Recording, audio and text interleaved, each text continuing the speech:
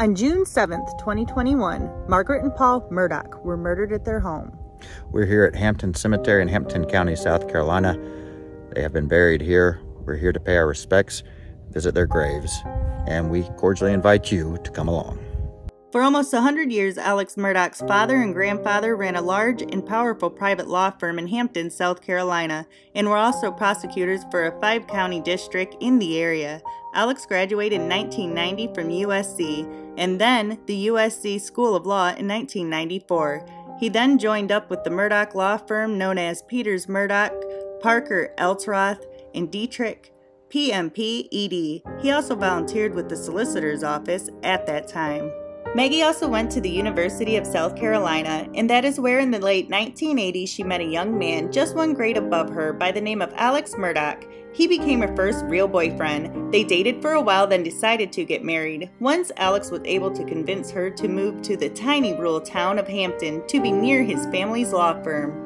According to someone who knew Maggie, over time the couple started having some troubles, and in April of 2021, Maggie made the 1-hour drive to Charleston, South Carolina to meet with a divorce lawyer.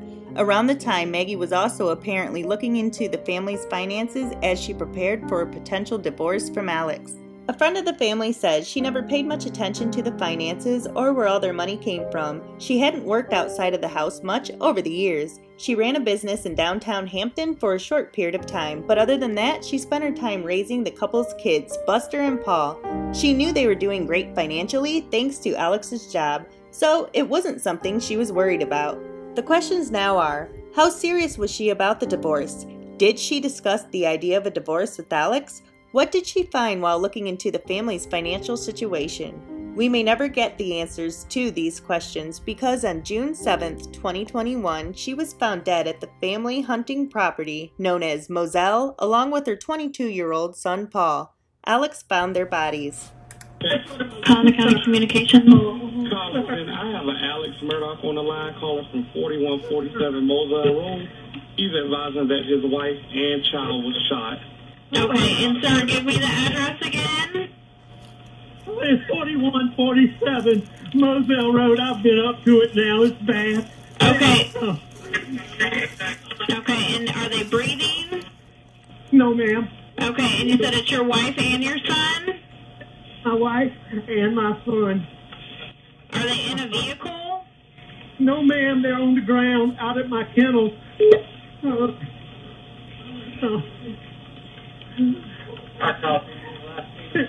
Okay, and did you see anyone? Okay, is he breathing at all?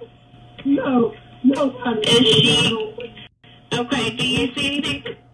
Do you see anyone in the area? No, ma'am.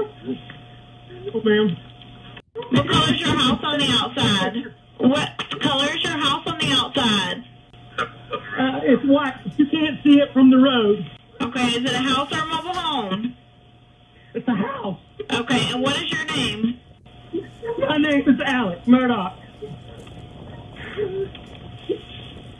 Okay, and did you hear anything, or did you come home and find them? I've been gone.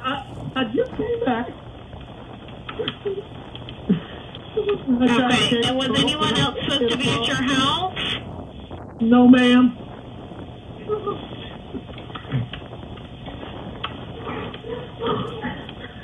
Please hurry. We're getting somebody out there to you.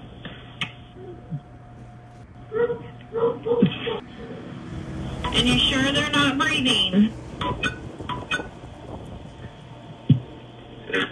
Is he moving at all, your son? I know you said that she was shot, but what about your son?